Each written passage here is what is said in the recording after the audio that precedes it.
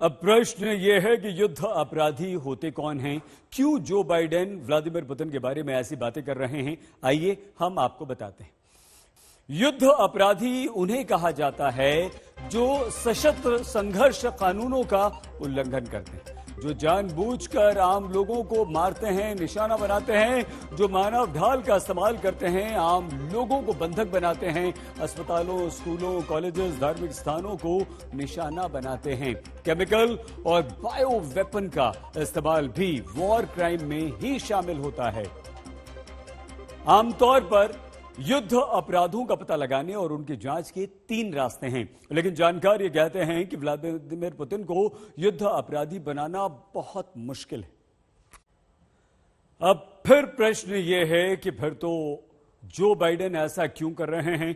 तो इसका संकेत ज़ेलेंस्की के ताजा तेवरों से आपको लग जाएगा, जो पहले के मुकाबले काफी तीखे हो गए हैं। अब प्रश्न ये है कि अमेरिका इस युद्ध की आग में घी डालने का काम आखिर क्यों कर रहा है? Implemented more economic sanctions than we have on any other economy in the world. You could compare it potentially to Iran or maybe North Korea, but Russia is a much more significant economy, a larger economy, and so I wouldn't say that we are holding back in that sense. रूस को भड़काने और कमजोर करने के लिए America सिर्फ प्रतिबंधों को ही हथियार नहीं बना रहा, वो यूक्रेन को हथियार देकर उकसा रहा है।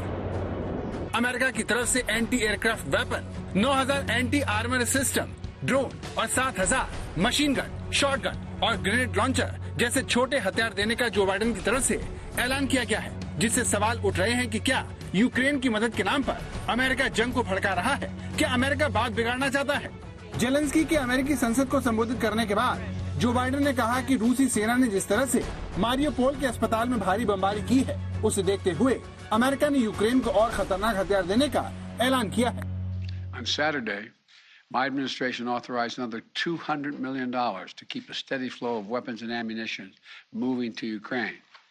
Now I'm once again using my presidential authority to activate an additional security assistance to continue to help Ukraine fend off Russia's assault.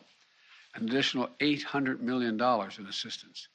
That brings the total of new U.S. security assistance to Ukraine to $1 billion just this week. These are direct transfers of equipment from our Department of Defense to the Ukrainian military.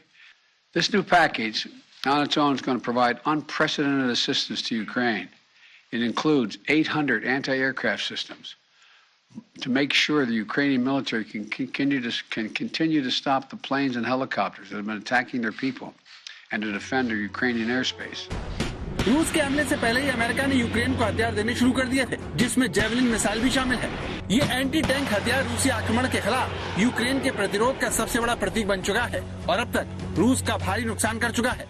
Javelin missile launcher का इस्तेमाल guerrilla युद्ध में किया जाता है। ये सख्त से सख्त कवच को भी भेदने में सक्षम है। अमेरिका से मिलने वाले इस हथियार के दम पर जेलेंस्की की सेना इतने दिनों से मैदान में टिकी हुई है। एक अनुमान के मुताबिक अब तक यूक्रेन को अलग अलग पश्चिमी देशों से 17,000 एंटी टैंक हथियार मिल चुके हैं, जिसमें कई 100 जेवलिन लॉन्चर शामिल हैं।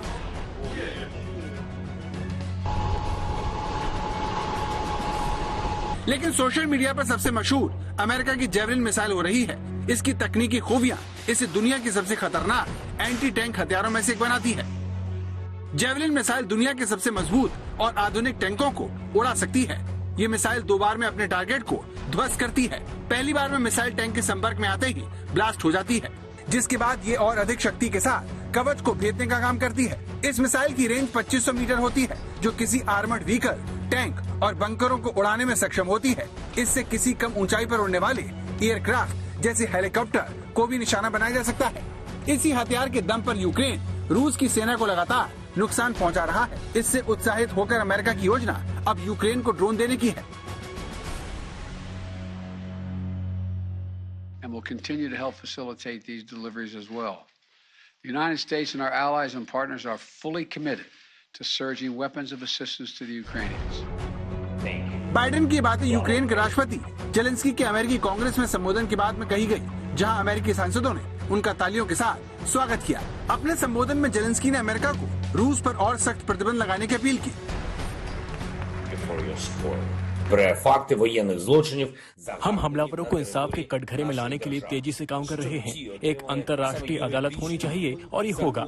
जो भी उन्होंने यूक्रेन और हमारे लोगों के खिलाफ किया, उसके लिए, यूक्रेन में रूसी सेना के आतंकवाद की हर करतूत के लिए। в Україні вже почав працювати. गौर करने वाली बात यह है कि अमेरिकी कांग्रेस को संबोधित करने से पहले जेलेंस्की के सुर रूस को लेकर नरम थे।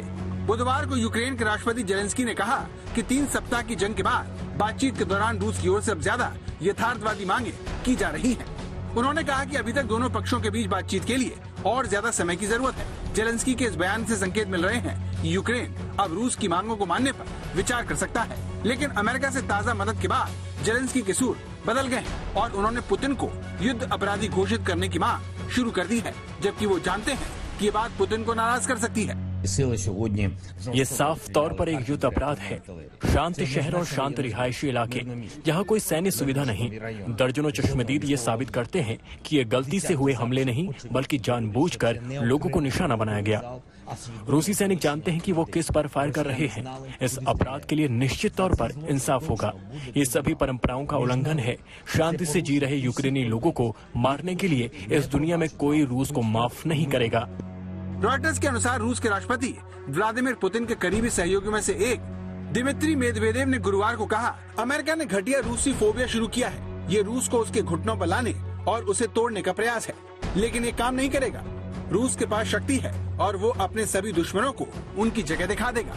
यानी जो रूस और यूक्रेन बातचीत के सकारात्मक होने का दावा कर रहे थे, वो अमेरिकी समर्थन से उत्साहित जेलेंस्की के ताजा रुख से बदलते दिख रहे हैं। रूस अपने ऊपर कसते अमेरिकी शिकंजे को देखते हुए यूक्रेन पर निर्णायक चोट करने में जुट गया है। सैटेलाइट तस्वीरों से खुलासा हुआ है कि रूस अपने बॉर्डर पर नए फील्ड हॉस्पिटल बना रहा है। सेना का जमावड़ा भी उसने शुरू कर दिया है। यानी आने वाले दिनों में अगर बात नहीं बनी तो पहले से कहीं ज्यादा बात बिगड़ने की संभावना पूरी है। यूक्रेन के कीव से राजेश पवार, आज तक।